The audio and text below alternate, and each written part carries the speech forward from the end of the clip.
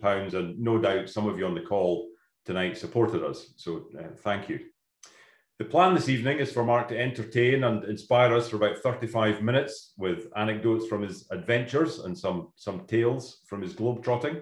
And then we'll have a Q&A for about 20 to 30 minutes, and we'll close between 6 and 6:15. If I can ask you to use the chat function to post any thoughts or questions, then I'll do my best to pull out all of your questions to Mark in the second half of the session. So thank you very much. Please stay on mute, enjoy the evening, and I'll hand over to Mark. Thank you, Gordon. And yeah, warm welcome, everyone. Thanks for such a strong sign up. And whether you know myself or indeed the Carbon Financial team well, or this is one of the first times you've joined one of their virtual events, thanks for making the time. I do appreciate how busy everyone is. And if there are people who met me back, I think it was 2015, 2016, when we did the event at the Botanic Gardens in Edinburgh, the connection there, as Gordon said, was through the Winning Scotland Foundation. And I was actually, if there's a connection with anyone in the audience there, they do phenomenal work with young people in schools across the country. And I was in touch with Rick Orr from the team just this week, you know, making plans for their future as well. So an amazing organization working with kids. And Carbon have done some great work with charities across the years. I appreciate there'll be some keen bike riders in the mix, but I want to make sure that everything I say in the next 30 minutes or so is relevant, interesting, and hopefully inspiring, whether you enjoy life on two wheels or not. And with regards to what we do with the second part of this session, it's yours to make of what you will. Nothing's off piste, so you can if it's about saddle sores and endurance miles, that's fine. If it's about psychology or even some elements more relevant to business, then please do think as I bring you into my world and take you on some adventures, what you'd like to know more about. And I was catching up with Gordon and the team ahead of time, and I know they've got some starter questions, but feel free to jump in and get your thoughts down there as well. So I thought I would start by reflecting on the fact that for the last 15 years, since I graduated with a perfectly useful economics and politics degree, and you know, was giving lip service at that point to becoming an accountant, I've spent half my life traveling. I've treated Edinburgh Airport like the local bus stop, and I've traveled to 130 nations and territories and made a habit of breaking world records and world firsts with my teams. And then suddenly the world stopped spinning last February, March, and things changed somewhat for all of us. And it's been an amazing year. And I thought I would actually start with a bit of wanderlust, take you to a few places that we can't travel to right now, pure escapism, then reflect on adventures closer to home, and some of those things I've ended up doing whilst not going anywhere beyond Edinburgh City bypass, and then take you to some of the toughest expeditions I've been on, the successes and the failures. So I'm not going to do an entire chronology, that wouldn't be possible, but I'm going to sort of pick out a few places which I thought might be of interest. Now, I've cycled around planet Earth twice. I first did that as a 22, 23-year-old, completely unsupported adventure style. And really, it was more of an adventure for what happened off the bike than on the bike. You know, water rationing, trying to find a safe place to sleep each night and just get by. And then a couple of years ago, came back and became the first person to get around planet Earth on a push bike in less than 80 days. But I will always say we, because there was 40 people working on my team, and that was a 2.5-year plan. And to start with the conclusion, we broke the previous world record by 37%. We smashed that circumnavigation from 123 days down to 78 days, 14 hours and 40 minutes. But the really important piece is we broke our target by 1.44%. And that's not a conclusion which I've sort of reverse engineered and make fit for what we did. It was what we set out to do. And the result of that plan and process is it looks very professional. It looks almost inevitable. And people are still scratching their head and going, Will that be broken? How will it be broken? How can you get around the world faster under your own steam? But that level of retrospect and that level of what looks like professionalism doesn't really belie what it feels like when you're driving ambition like this, when you're trying to create those massive leaps in performance and there's no reference point for your success. It's scary. It's very scary, and you're trying to bring on board sponsors, media, team members, the public, people who matter to your success. And it doesn't belie the risks we were taking in terms of every day reading that off script to come up with the final plan. So I'm very proud of the fact that my team and I have never pipped a record. We've never broken a record. We've always created leaps in performance, or we've failed. Now, we've never failed for a lack of a plan, but we failed because guess what? You don't control everything. We live in an imperfect world with imperfect information, and stuff happens which you often can't control. So the familiarity bias within being an endurance athlete and adventurer is most people just go out there, train hard, come up with a route, and then see what happens. Whereas if you know me at all, you'll understand that I don't rely on the mere sort of meritocracy of being good at what I do. You have to have thought through every possible eventuality you can. You set out with a clear intent of what you think is possible, and then you've got to adapt the plan every single day to the realities you find yourself in. And I say that because, I'm 6'3" and 90 kilos. I'm clearly not the world's best bike rider, but my team and I have consistently created these leaps because we've got a process, we've got an approach, which I'm very proud of. So I'm not going to get too bogged down in the behind the scenes, but I do reckon that a lot of you will be interested in how you build these projects and not just how you ride a bike. And so I'll explain some of that as well. But first of all, the sheer wanderlust. I'll take you to a few places we can't go to right now. People often ask me, why do you do what you do? And it's a pretty hard thing to answer, because to do ultra endurance, you've got to be able to suffer well. There's a lot of time in your own head, and there's a lot of pain. But whilst I set out to try and break records and claim Guinness World Records, it's not often the memories that last a lifetime. Or if I was to put a better way of describing it, like my two daughters, age 7 and 4, if I was to try and describe to them why I do what I do, it wouldn't be the bit of paper that hangs on the wall, quite clearly.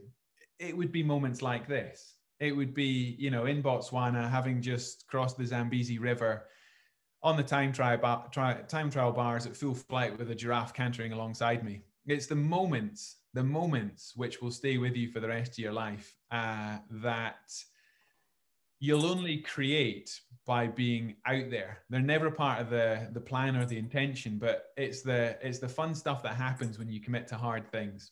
And I'm sure we can all relate to that. But the other really important thing to say is, if the sum total of my ambition in life was to pay the mortgage and have a pension pot, I wouldn't have led the life I had. For sure, business is important, financial security is important, my family comes first. But like all of us, you want to do stuff that makes you feel like time is well spent. And for each of the projects I've taken on over the last 17 years now, I've always tried to create projects which A, are fulfilling for me, but B, I can capture and broadcast in a way which give other people the quiet confidence to take on their ambitions.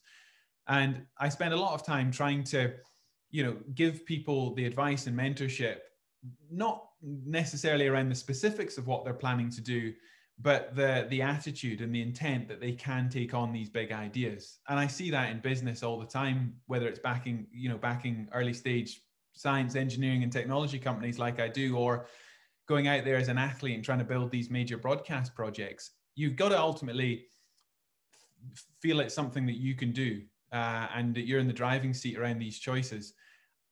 And I'll come back to where I started a few minutes ago. Why do you do it? You do it to create memories. You do it to create connections with people, and you do it because when you're striving, when you're trying to do difficult stuff, it's what gives you that sort of wry smile and that sense of purpose. So there's a lot within that, which I'm sure you'll all relate to, having pushed your own ambitions over the years, but it is a hard thing to answer, because when people say to me, Mark, I'd love to do what you do, I always say to them, I think you like the idea of what I do. Because, you know, I started adventures at the age of 12 pedaling across Scotland. And quite clearly, after 25 years of doing this, I see the world differently than somebody who's not got that quarter of a century of experience. And there's plenty of bike riders living within streets of where I am right now who could beat me at a straight up race. But that quiet confidence and just your perspective on the world gives you the ability to do things differently and to work with teams and set different projects, different ambitions. The last place that these ambitions took me just before lockdown was to Chile, to free ride the world's highest volcano. So the idea was to do the world's longest descent. It's a mountain, it's a volcano called Ojos del Salado. Ojos meaning eyes, Salado meaning salt, because you're out near the salt plains, which you might know from Bolivia, but they extend into the Atacama and northern Chile as well. And if we could get to the top, it was going to be a 300-kilometer descent, 300 kilometers free riding all the way through the desert to the Pacific Ocean. So this photograph's taken at about 5,800 meters, and we're climbing up there. One of the best night sky you'll ever experience. Probably only second best to rowing in the middle of the Atlantic.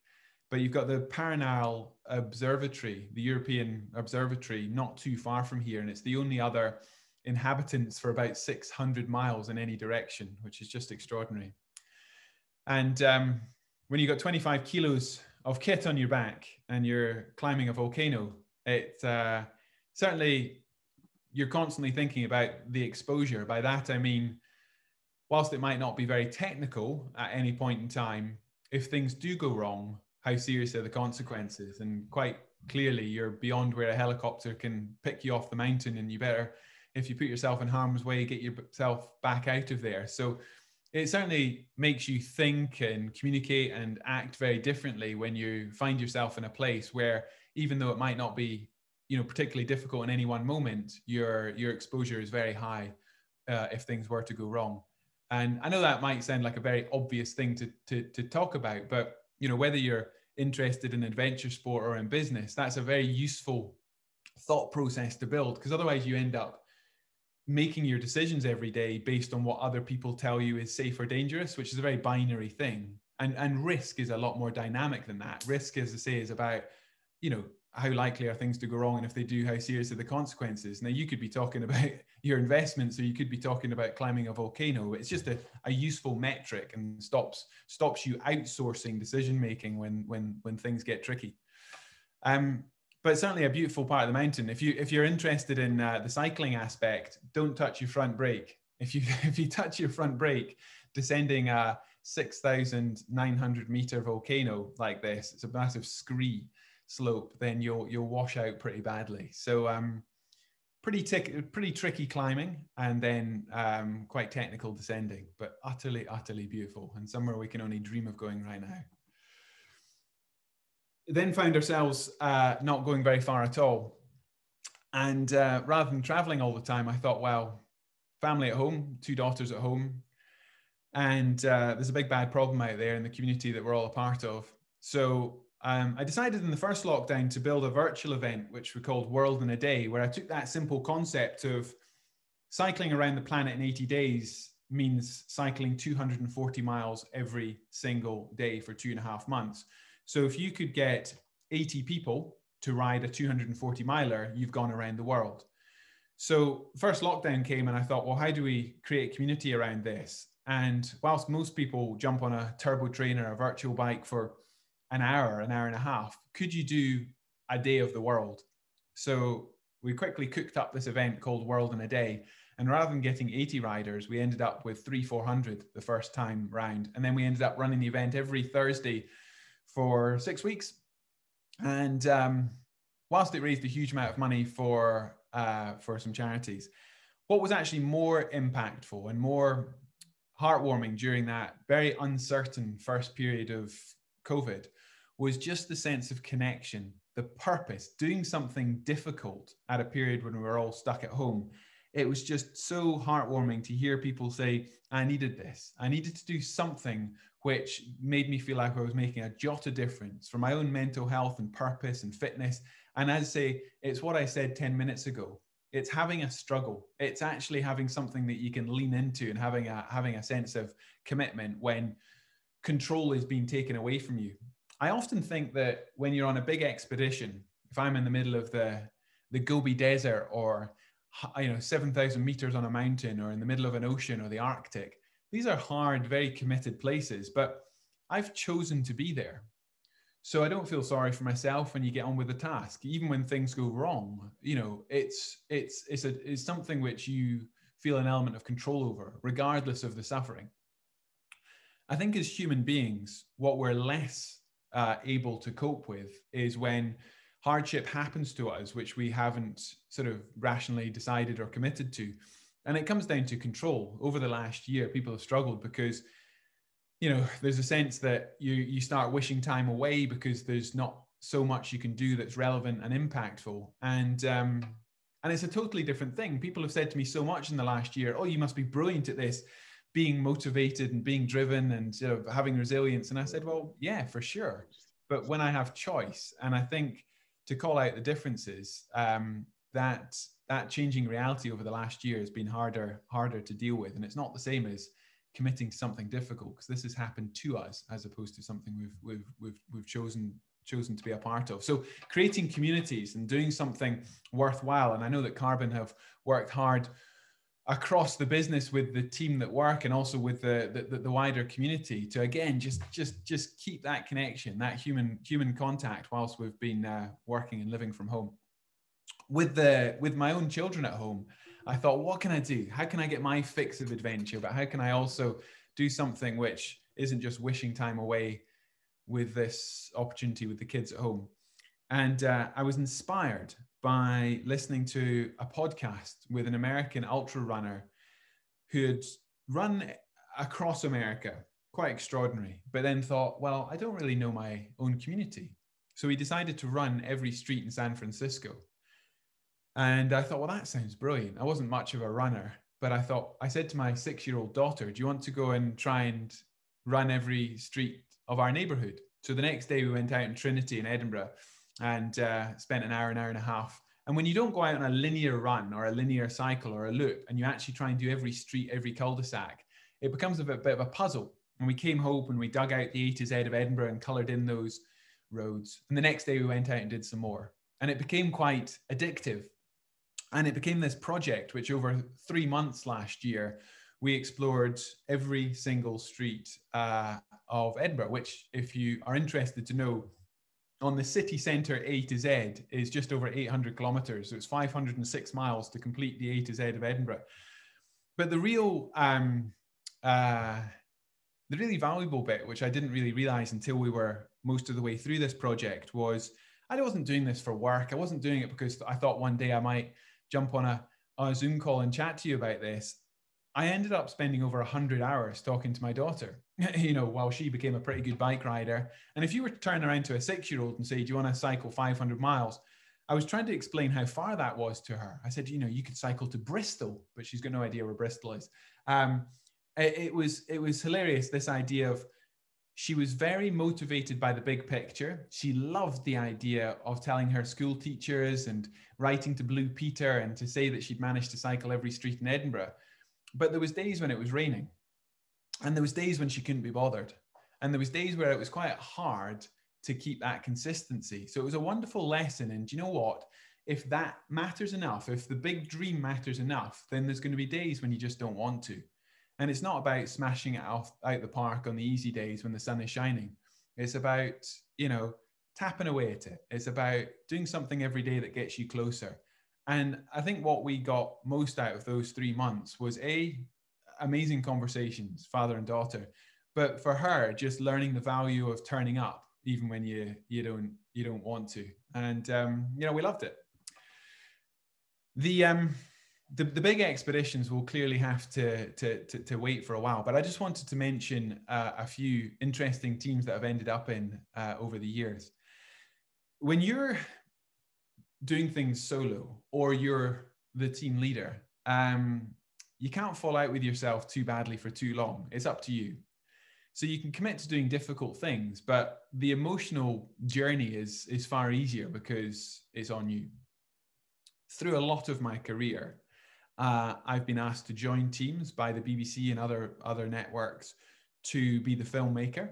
And, you know, I'm often there to be an equal member of the team in terms of the athlete, whether it's ocean rowing or mountaineering, other places I've been. But I could never have led the project because I didn't have the life experience. I wasn't that expert in that discipline, be it the high altitude or the Arctic. And here's a good example. Trying to take a boat further north than anyone's ever gone before, 800 miles north of the Arctic Circle. And whilst that was a really hard exped when we completed it, now you could sail up there every summer holidays. This would be quite an easy job because the world's changing. And our film, which was a BBC One doc called Rowing the Arctic, was to capture that bittersweet success. You shouldn't be able to do this. And we did just. Did we row there? Well, we got a boat there. Pushing, pulling, rowing. That's a 1.3 ton sled that you're looking at right now.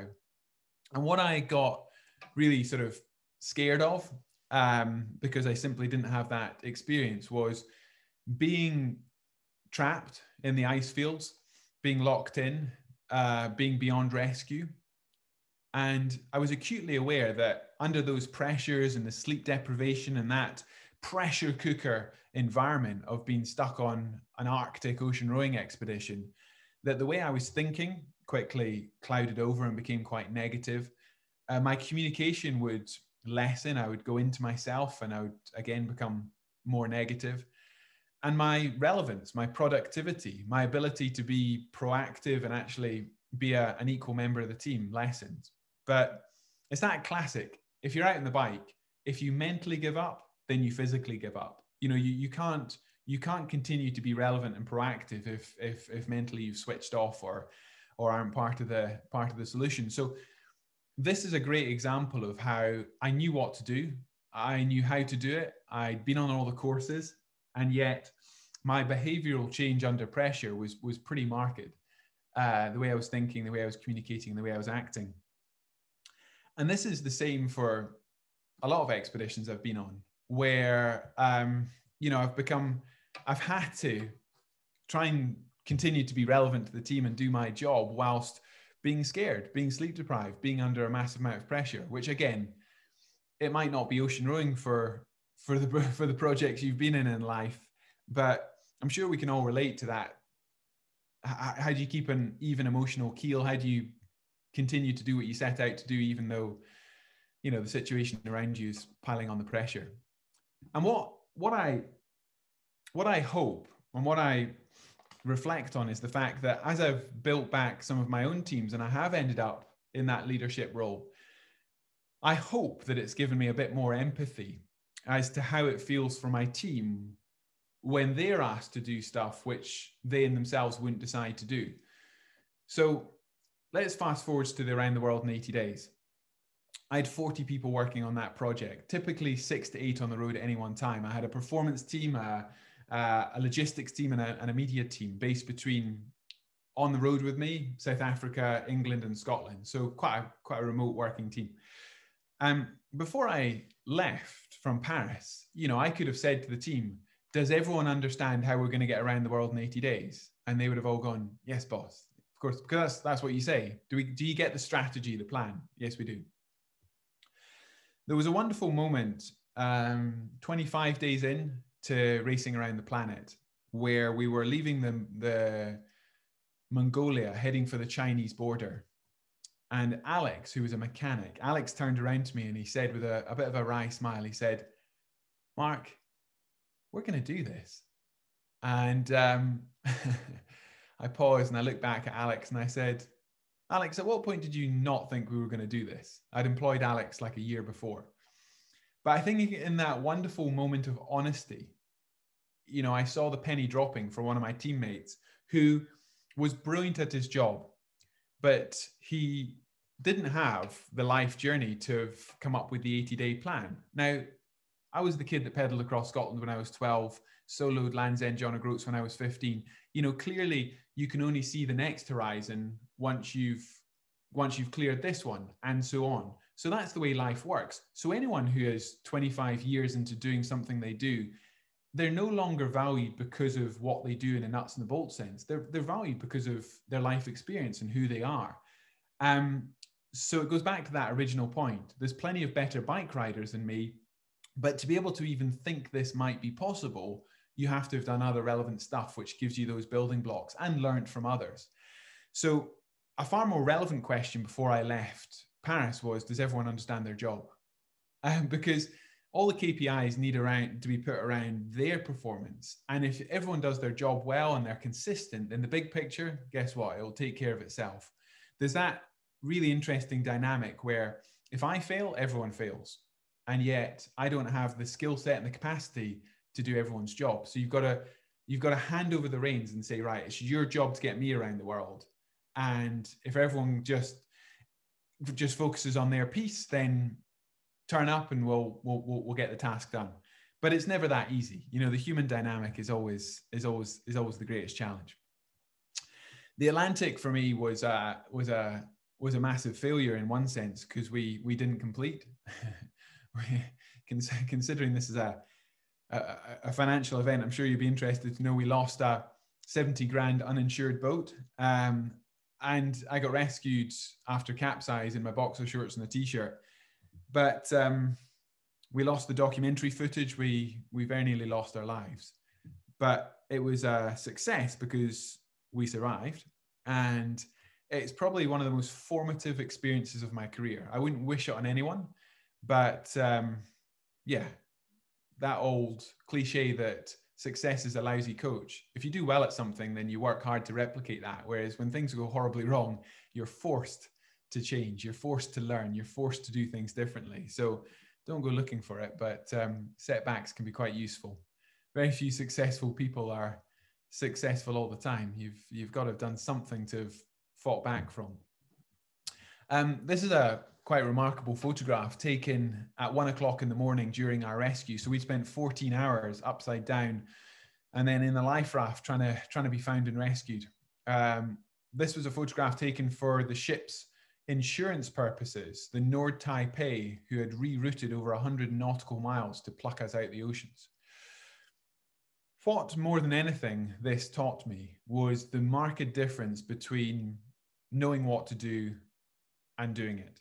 We'd all trained, we all knew that this might happen, we all knew what to do in a crisis, in a Mayday situation. But to not put too fine a point on it, when we went the wrong way up, only 2 out of the 6 did what was necessary to save the lives of the whole crew. Now, if you were to interview any of the 6 of us, you'd be so impressed because you'd hear a story of survival.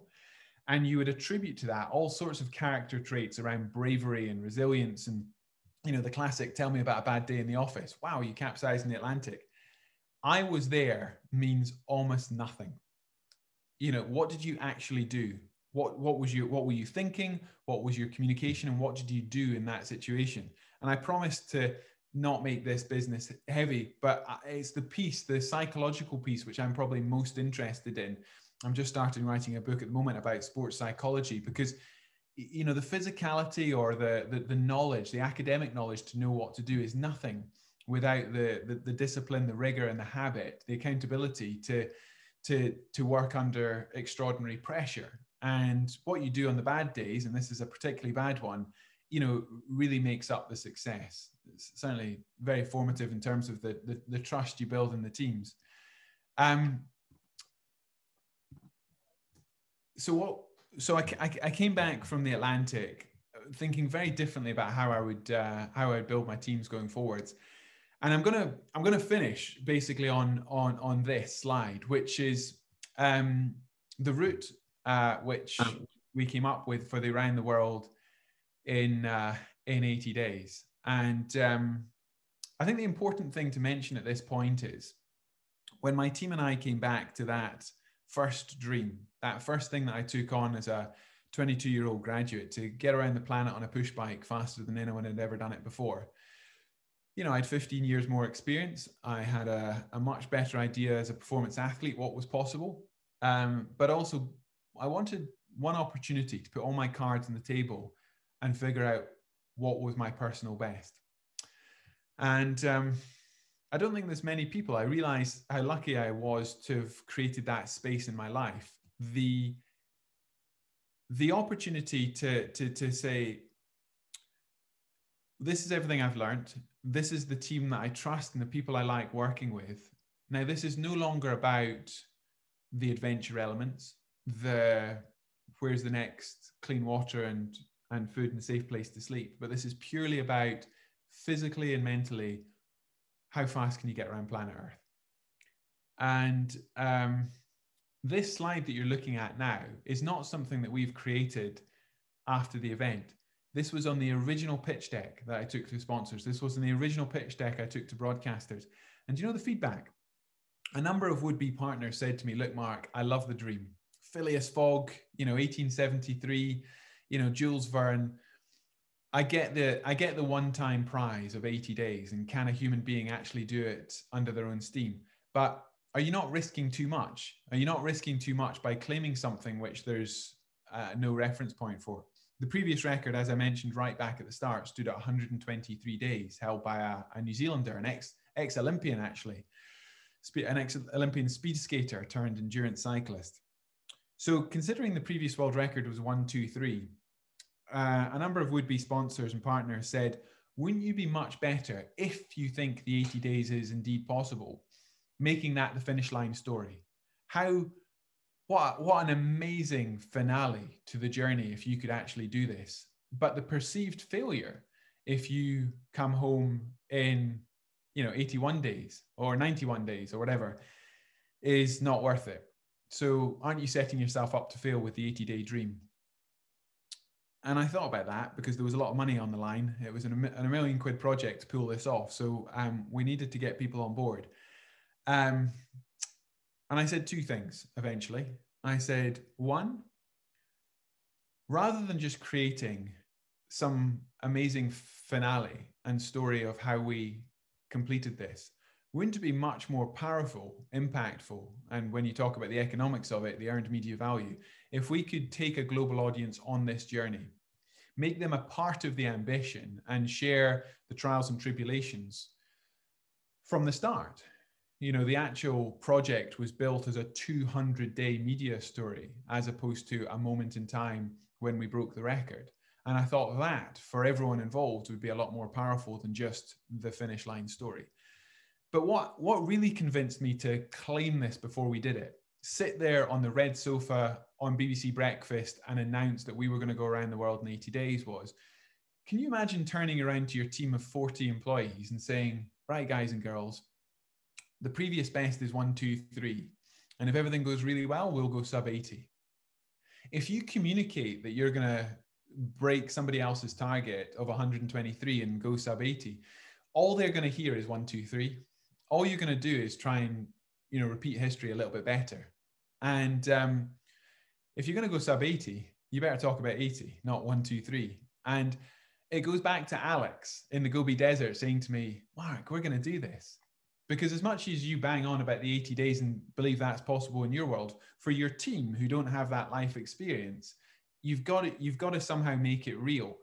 And one thing I said to them was, look, if we faff and mess around for 5 minutes every time I get off the bike, that'll add a day to the world record.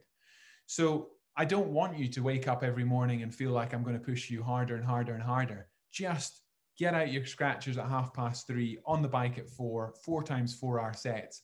And whether that takes us 200 miles or 300 miles, it's a success. Because guess what?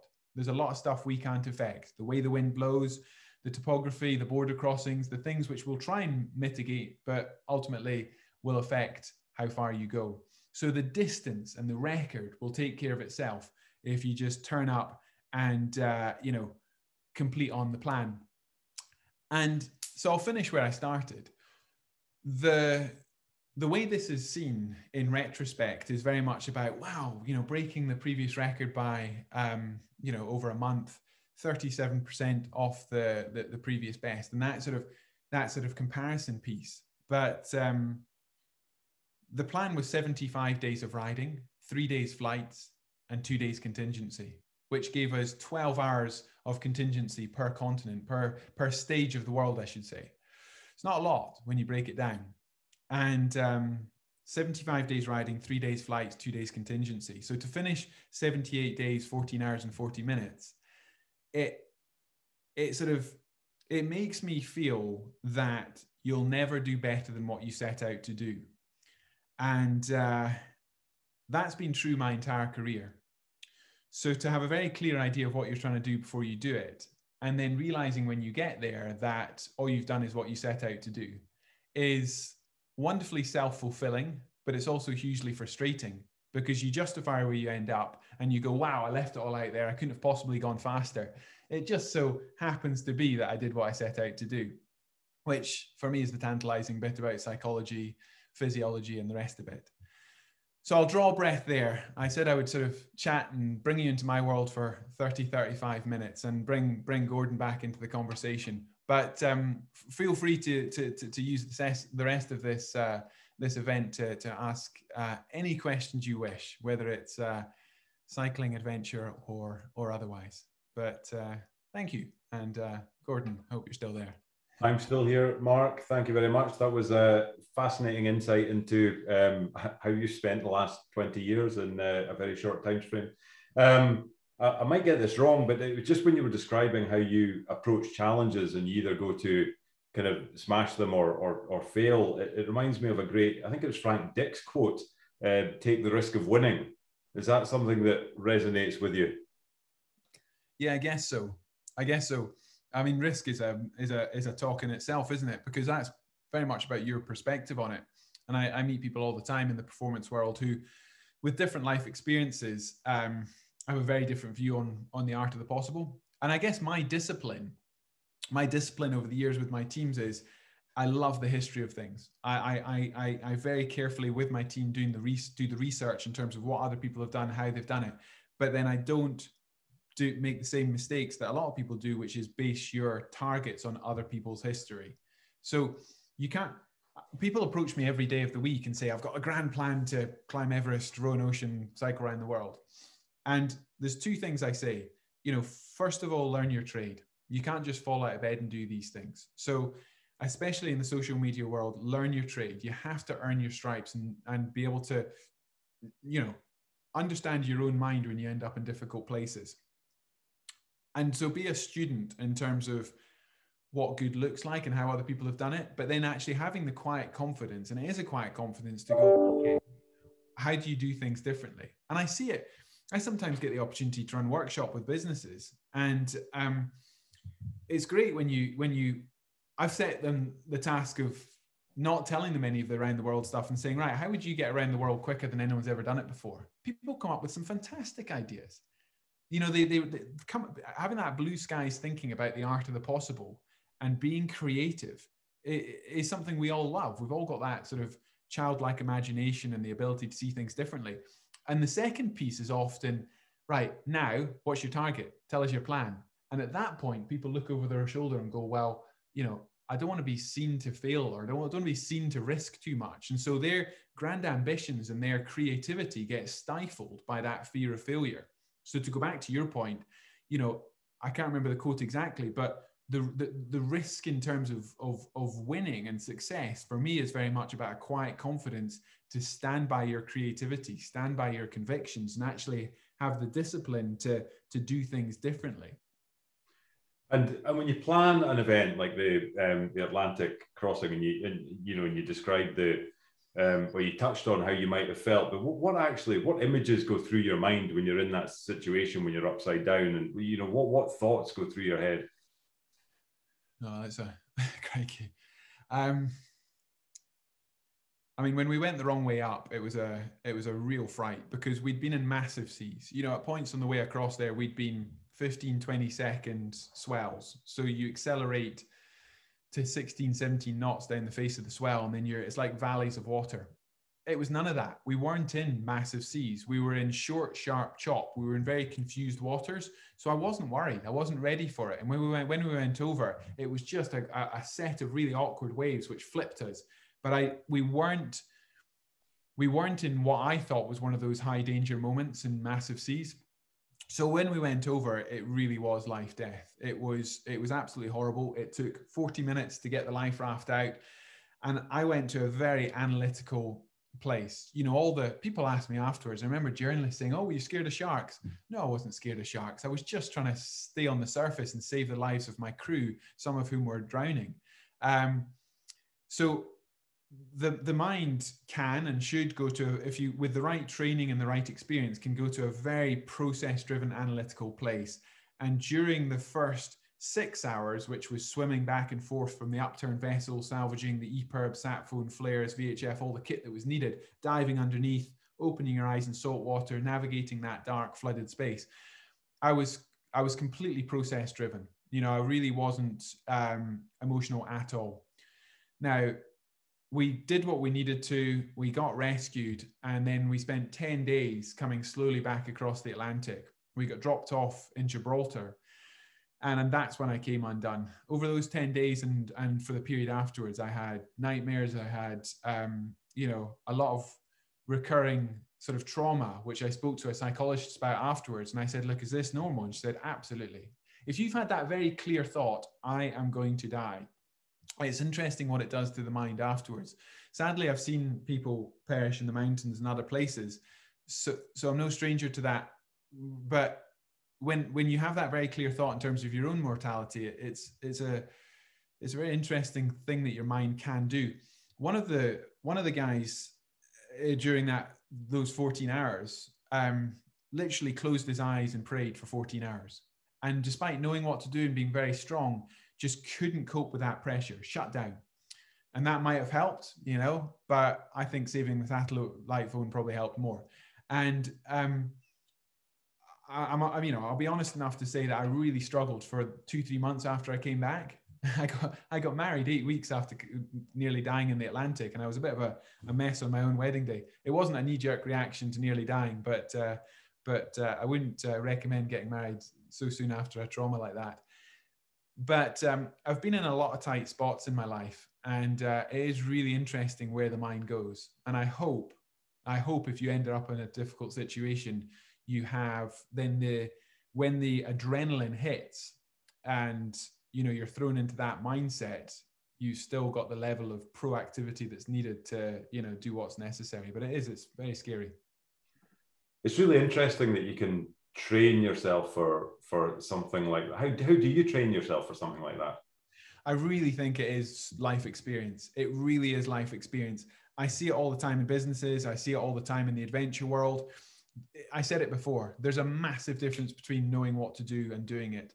And I think it's very much about self-awareness. It's about how you see yourself in a given dynamic. So you have to build up the habit in life of having that accountability. Like, you don't, as the pressure mounts, you don't delegate decision making, or you build a habit. We're creatures of habit. You build the habit of stepping forwards, of being a problem solver, of having that level of creativity. When things go wrong, knowing that it's for you to fix, regardless of, you know, rank and leadership. This is not about the age and stage you might be in terms of the team you're working in. It's just, for me, it's self-awareness.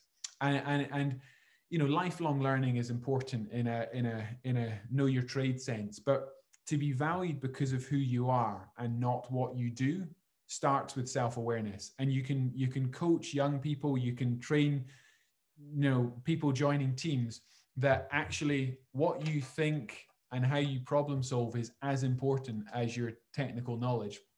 And I think that allows you to deal with setbacks. And the other big thing for me is when I put together my performance teams, I tell them how important it is for them to own their roles and responsibilities. You know, they can't just, and the onus on me is to not undermine the accountability that I've tried to create. So if something goes wrong, I can't start just barking orders, because I immediately take back the leadership and communication channels that I've tried to create. So you need to respect the systems that you create within teams, and keep the onus on people even when the pressure is high, if that makes sense.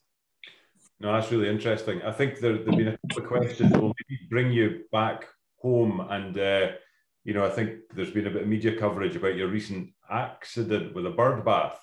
We're interested in perhaps what happened and how you're recovering. I'm okay, thank you. Considering what we've just talked about, the two most serious injuries I've ever had are both DIY injuries. So take a learning from that. 3 weeks ago, I just moved to a new house in Trinity.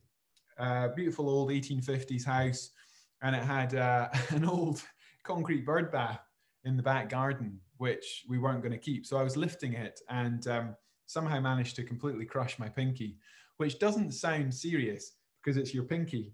And when I said that to the plastic surgeon who was trying to put it together, she described my pinky like a smashed meringue. It had 6 major breaks, broke the tendon. It was a complete mess.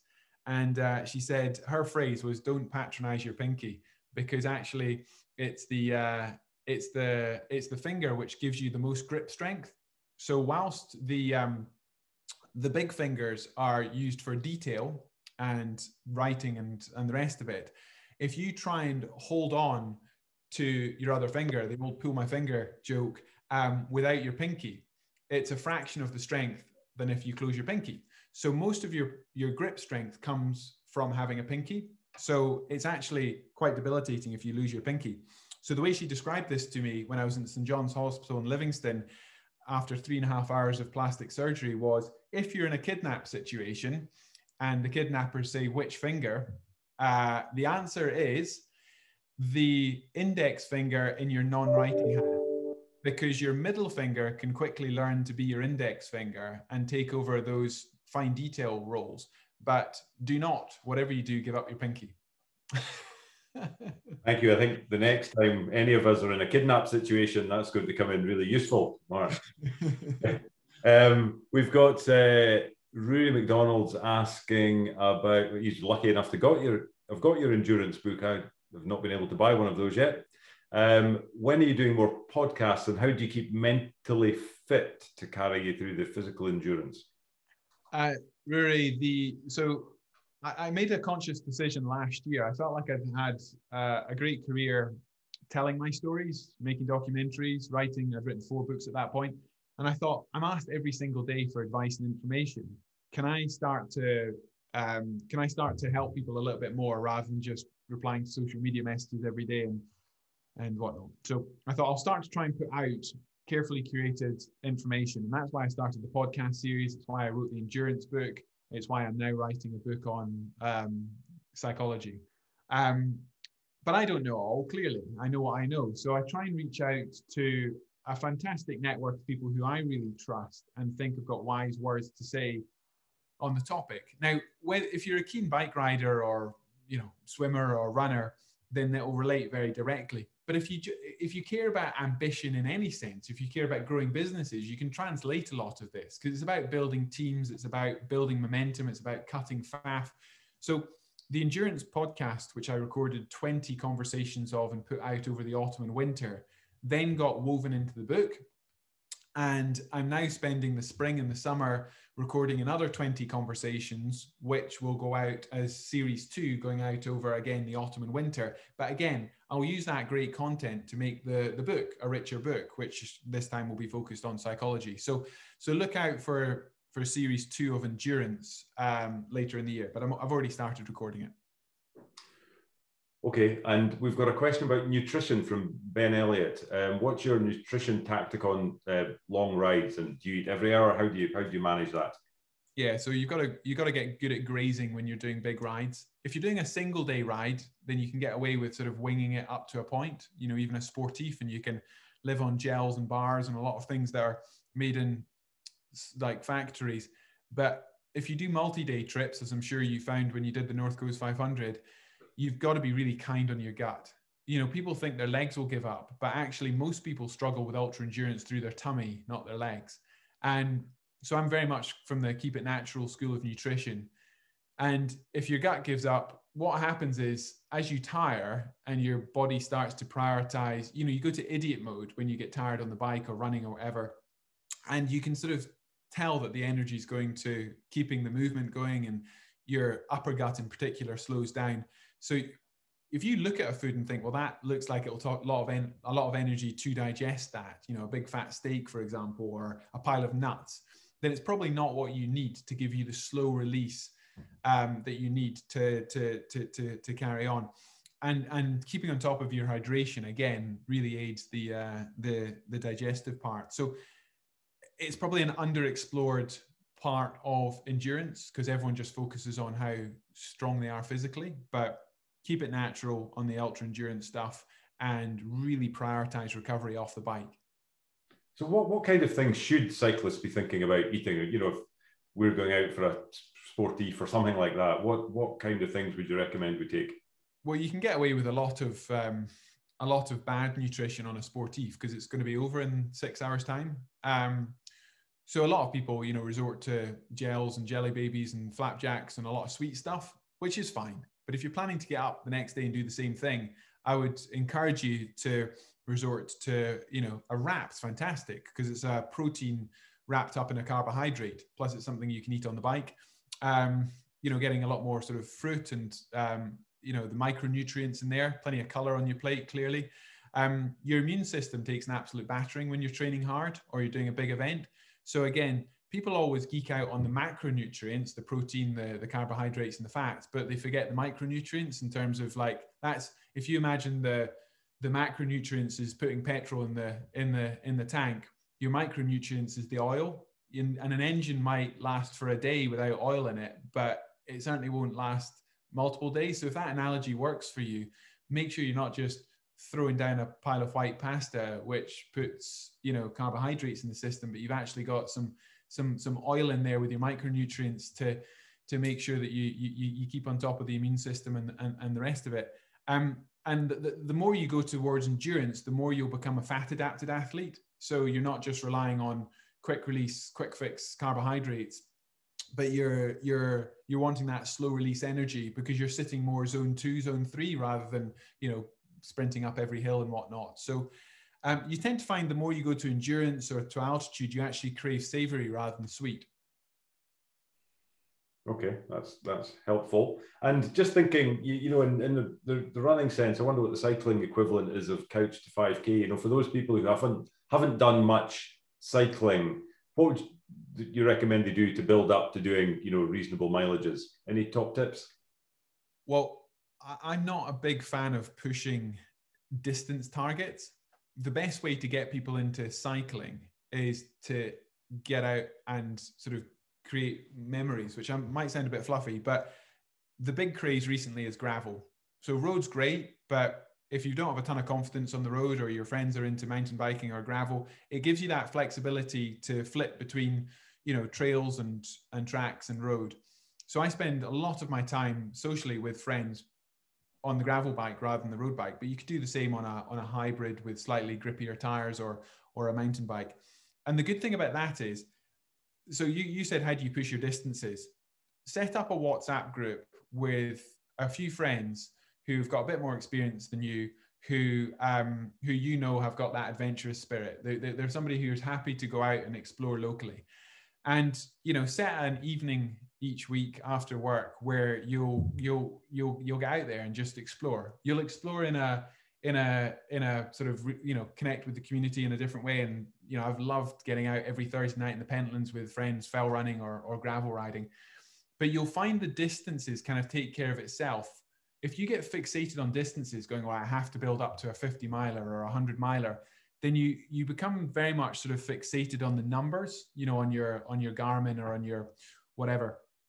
Whereas if you're just about building experience and building confidence, and, you know, once a week doing something with mates which pushes your abilities a little bit, you'll find that the distances kind of take care of themselves. Whereas when people get fixated on having to make a distance, then it becomes a moment in time, which they do, and then, you know, they tend to not. So I think the community aspect of it, just committing to setting up a group and sort of saying, right, once a week, be it the weekends or an evening after work, we're going to go on an adventure, and call it whatever you will. And it's honestly, for me, it's been such an important thing during lockdown. But for anyone getting into sport, whether it's running or open water swimming or cycling of any ilk, for me, the first thing is the experience and the distances will take care of itself if you've got a level of accountability and sort of friendship around doing that. Good. I'm back in the chat, and Amanda Graham's asking, where in the world did you feel safest versus least safe sleeping roadside? There's only a couple of places in the world where I've not felt particularly welcomed. Two of my least favorite, if I had to go there, probably Kuwait and parts of Nigeria. On the flip side of that, the best welcome I've ever had is riding Cairo to Cape Town. I rode 6,000 miles, the length of Africa, and never had to pitch my tent. I never had to ask a second person for a place to sleep or a meal to eat. And I don't think that would happen if you were cycling Land's End John O'Groats. So, people always talk about how dangerous and difficult Africa is. Well, actually, racing through the Sahara Desert, sleeping in truck stops, little villages in the Ethiopian highlands, meeting, shepherds at the roadside in Tanzania. Honestly, what an incredible continent to explore at the speed of a bike. So the African continent at large would be probably where I'd race back to on a bicycle. But I've certainly ended up sleeping in some very weird places. Again, sort of the places which really stick in your memory are the ones that are most different from what you expect them to be. I remember my fear, my trepidation before entering Iran first time around. And, there's no links with outside banks. So it's the simple part of knowing that if you run out of cash, you can't just go to the nearest town and find an ATM. So you feel very isolated. And there's a few countries I've gone to where you do feel once you're in, you're committed. I slept in mosques all the way through Iran. Every village, every town with a mosque, there's an area which travelers can sleep in. They'll bring you a cup of tea, and there's normally a cafe next door where travelers can be looked after. The welcome through Iran was extraordinary, and I absolutely loved it. It was a world and it was a real coming of age for me, because it realized my bias of what I thought about that part of the world, and clearly what we read in the media all the time, which is about politics and international relations. It's not about people. It's not about culture. It's not about sort of that humanity which comes with, pedaling through and meeting people at the roadside. I love the idea of cycling from Cairo to Cape Town. So if a few mere mortals like, me and a few of my chums fancy doing that, what's the chances of us getting that done? Well, you can do it yourself with a bit of support. But actually the original Cairo to Cape Town route and record was set by the Tour d'Afrique team. And Tour d'Afrique, despite having a French name, is actually a Canadian organization that do it every year, but supported by overlanders. So you can actually do it, or you can do it in stages. And I would suggest around a busy sort of work life, if something like Cairo to Cape Town is appealing, then you probably don't want to do all the detailed logistics and visas and all the rest of it and security through, the areas around the Somali border. So yeah, there's great outfits that can give you access to adventures like that without having to become logistical experts. Thank you. That's interesting. I'm just looking through the Antarctica is the only continent you haven't conquered on a bike.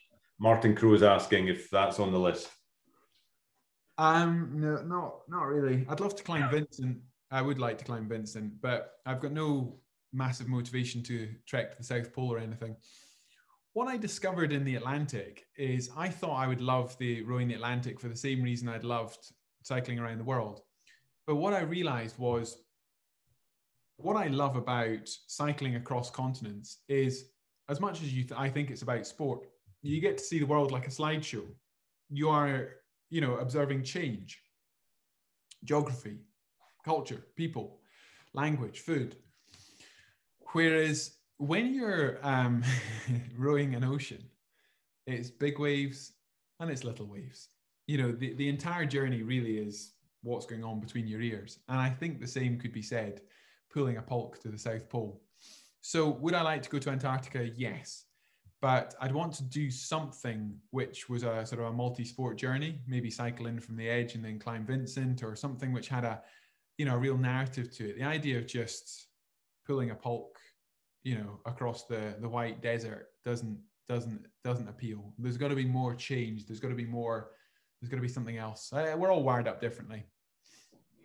Excellent. John Bell's asking, you clearly put together a very clever plan before attempting the 80-day challenge. Looking back, can you recall anything memorable you didn't expect? Yeah, I mean, anything on that scale doesn't go without a hitch. I mean, crikey, day 9, just east of Moscow, I crashed in the wet in the dark early morning, broke a tooth. Most of the teeth on this side were wobbly, which is a problem when you're then trying to shovel 8,000 to 10,000 calories down a day. I put a crack through my left elbow, so I had a broken radial head. So you imagine day 9, just after the first week, I'd cleared Europe in 7 days, 7 countries in 7 days across Europe. That sense of pace and momentum was incredible. And then I got to Russia and suddenly, you know, a crash which could have ended it all.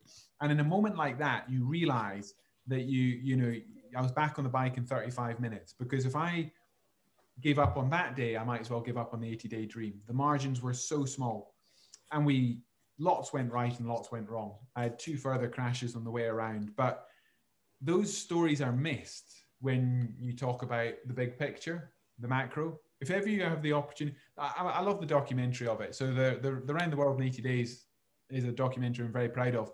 But like all documentaries, it's truncated and it's edited by somebody else. Whereas even though far fewer people will ever engage in this media, the story is really captured in the book, because a story is your story, your words, unabridged. And the day in, day out struggle, the discipline to go 18,000 miles in 2.5 months is really sort of born out there. And so in answer to your question, lots went wrong, which is kind of missed when you just talk about what we ended up doing. It's interesting that when you're asked the question about, you know, were there things you didn't expect, you immediately go to everything that went wrong. Were there any memories that just blew you away that you perhaps didn't expect? Any real moments? Yeah, there was here's a moment that I didn't expect. Cycling up near Toronto, 5,500 miles across North America. I'd nearly completed the Anchorage to Halifax leg. That point, the amount of well-wishers and people coming out on the roadside was extraordinary. I mean, there was tens and tens of people coming out every day. Mid-morning, feeling a bit down, really sore, not enjoying life at all. Groundhog Day going across Canada. And I came up behind this car, and there was a sign posted in the back window, and written on it, it said, "Mark, keep your eyes on the road." Now, there was lots of roadside signs saying, you know, "Go Mark," and blah, blah, blah, 80 days. But this one seemed a bit odd. "Mark, keep your eyes on the road." Well, that's strange. Plus, there's nobody there. I thought it was just like an empty car at the roadside. So I passed the car.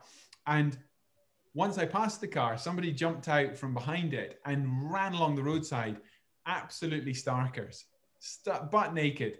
And, you know, this young lad, this fan, had decided that the best way to support me on his own, in the middle of the morning, and it was not that warm, was to take his clothes off and run down the roadside. And I mean, it cheered me up no end. It was, I don't know where he got the inspiration from, but you're asking me for a moment I didn't expect. I did not expect a fan to take his clothes off. Brilliant. So we've got a question here from Richie Ramsey. It's interesting, actually, his life, just thinking of his life and yours. I mean, you know, he just spends his life in posh hotels, hitting this little, you know, white ball around golf courses and lovely settings and, you know, lap of luxury, of course. And he's asking, what are your best mental lessons that enabled you to push yourself to greater adventures?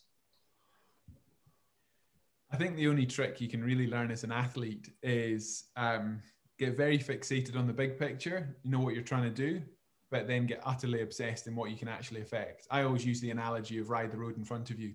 I think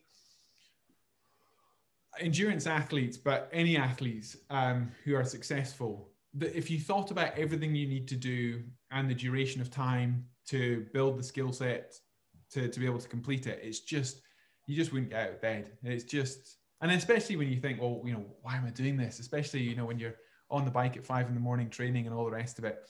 But I think endurance athletes, I always say, you know, you end up treating time like a giant accordion. You know what matters. You know why it's important. You know what the goalposts are. But then you get very good at not thinking about and not getting lost in the duration of time that exists between now and then. So yeah, you've got a very rational, unemotional bit of your mind that sort of is problem solving further down the road, very analytical. But the emotional piece is purely about the road that you can see.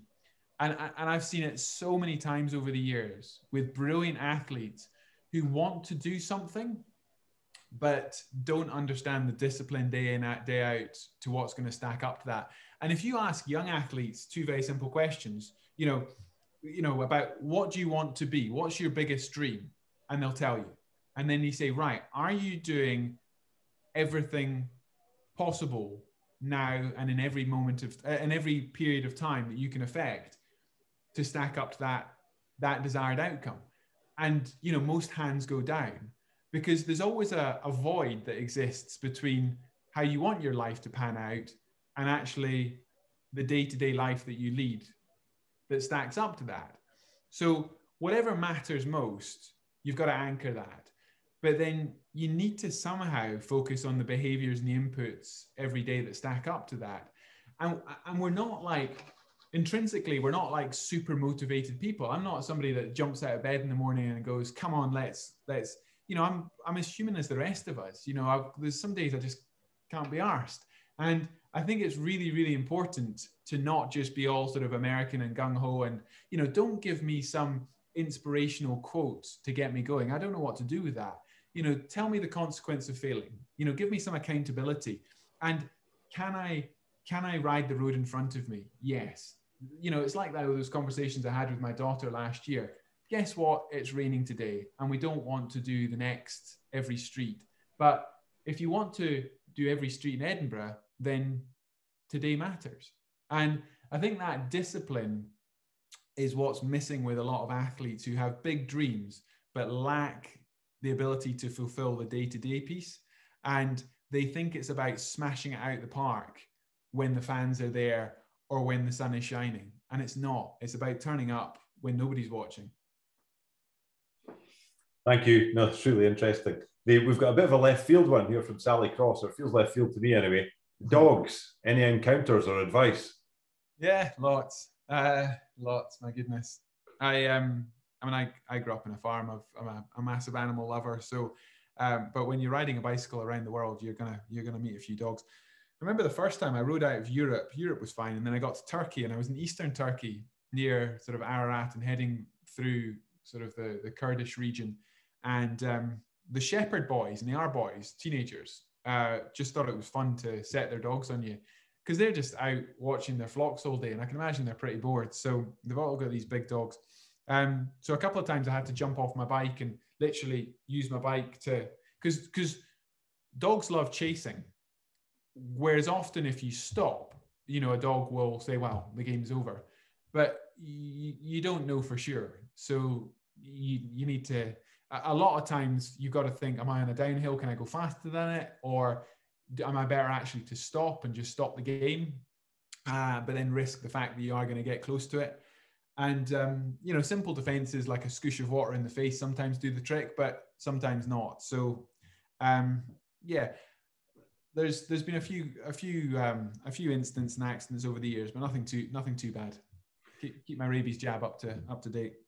Okay, we're kind of coming towards the end, so I think that it's the right time. David Luke's asking, can you tell us anything about your next big project? Well, I mean, I was meant to be shooting a film for Global Cycling Network last week. We were meant to be doing a Land's End John O'Groats relay. We've pushed that back till early June, which is still a really tight timeline. I've just had 18 days off the bike with a smashed finger. So, yeah, hoping to bounce back and be making that film. GB, we can't do much outside of the UK at the moment. So I'll be racing GB Giro, which is a big gravel race in August. That's a 2,000 kilometer length of Britain. And what I love about that, it's sort of harking back to what the Grand Tours were back in the day. You know, the Tour de France started in 1903, and it was 6 massive endurance stages that were a combination of paved and unpaved through the night. And some of these massive gravel rides, whereas everyone keeps thinking, oh, this is the next generation, this is the newest thing. It's not. It's harking back to where cycle racing started back at the turn of the last century. So I quite like the history of that. And yeah, I'll be making a few films this year. I balance my time in odd ways these days because, as you well know, Gordon, I spend half my life, I always joke I spend half my life in a suit and half my life in Lycra. I mean, like all of us, I don't actually wear a suit anymore, but I spend half my life investing in early stage companies. I'm very passionate about Scottish innovation and businesses that are making a positive impact in the world.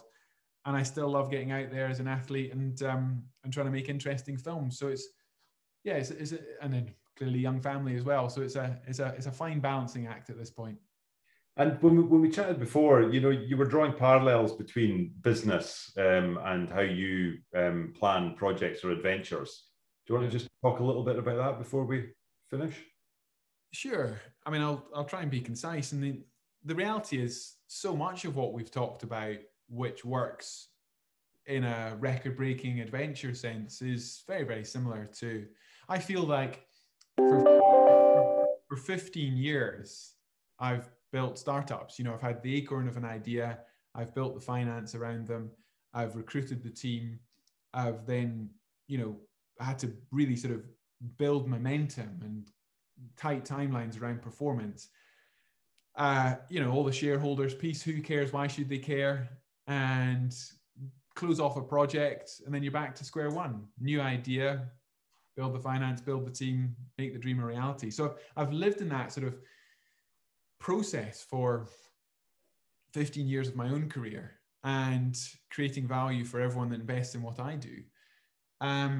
And I say I started off with an interest in economics. And so I don't feel like it's a million miles apart. Then I think we live in a very interesting sort of epoch, a very interesting period of history where there's a lot of issues out there. And I know not everyone's tuning in from Scotland, but I do think Scotland's got a really key role.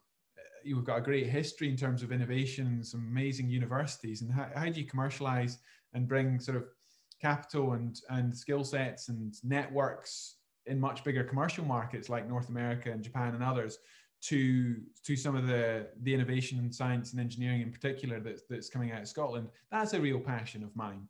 I don't want the next 15 years to look like the last 15 years. I can continue to be an athlete in some shape or form, but I'd love to help, and it's clearly not just me, but I'd love to help build an ecosystem of organizations that are really shifting the dial and answering some of the big challenges around healthcare and climate change and the rest of it. And it is remarkable how similar those conversations are around, I started by talking about familiarity bias. You bike riders just want to ride their bike. But guess what? If you want to break records, you've got to have a much wider awareness and leadership skill set. Well, it's the same thing if you're talking to a PhD student who thinks that he's created the best thing since sliced bread, but has none of the commercial awareness or the right networks to reshape the business plan and financials. So, we don't need to be talking about racing a bike here. It's just about how you build teams and how you build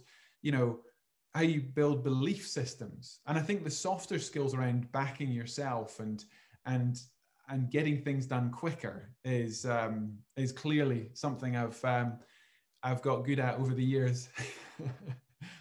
Okay, Mark, I think, I mean, that time for me has flown by, as I'm sure it has for everyone else. I think it's been a really wide-ranging and kind of, rich conversation in terms of some of the content and, some of the things you've said. So a couple of things that stick with me actually are, you talked about we should always attempt the hard things because that leads to the fun stuff. And I'm sure that'll resonate with a lot of people. And why do you push yourself? And it's about creating memories. And I think I think that's really important. I think that's what we should pay more attention to. So I think that's all been really, really helpful. Before I wind up, is there anything you want to add? Or the one thing I was going to say, I hadn't realised until just now or in the last few days, Global Cycling Network is where you can view a lot of your videos and. GCN is on YouTube. They're by far the biggest YouTube cycling platform, 2.5 million subscribers, and they've also got a subscription channel with more glossy high-end docs. So it's like the Netflix for cyclists if you're a real cycle geek. And yeah, they're good. It's interesting because I started my career making BBC docs, and I don't think they would commission what I do anymore. Everything in broadcasting has become a lot more about sort of niche channels catering to specific interest groups. So yeah, it's kind of sad not to be doing it on those wider platforms, but you know, you see the attrition from the BBC and the big networks. They're just not getting the content that they used to. But no, I tell you what, Gordon, it's been great fun to come back after, what is it, 4 or 5 years, and be able to do another event like this. I appreciate there's only a small number on the call this afternoon who were maybe at the Botanic Gardens first time we did this, but you know, well done for putting on this series of events. And I hope everyone's enjoyed it mostly. You know, I hope it's a good fun way to head off into the evening. And I just want to check as well, buying your book, I tried on Amazon, couldn't get it. Can we get it direct from your website if we want to buy one of your books? Yeah, for sure. The latest book, the endurance book, most of them are on my website. If you want a signed copy, a personalized copy, the best thing to do is come through my website. But I think the issue with endurance is the first print run sold out. So I think they're in reprint at the moment. So if you want a personalized copy, come through my website. If you want to, once we're allowed to, do you remember those days when you could walk into Waterstones? We'll be able to do that again at some point. Yeah, look forward to that. Okay. Anyway, thank you everyone for joining, and I hope you've enjoyed the evening as much as I have. I'm now inspired and desperate to get back out on my bike, a bit better prepared nutritionally. And thank you, Mark, for keeping us entertained. As I said, it's flown by. We've really enjoyed it, and thank you very much. Just a little bit with the next webinar we're going to have now that we're enjoying a lot of success thanks to people like Mark, is with Ailey Barber in June for the Euros, and then we've got Jamie Murray for Wimbledon. So look out for those invitations coming out soon. Thank you all, and enjoy the rest of your evening. Thank you.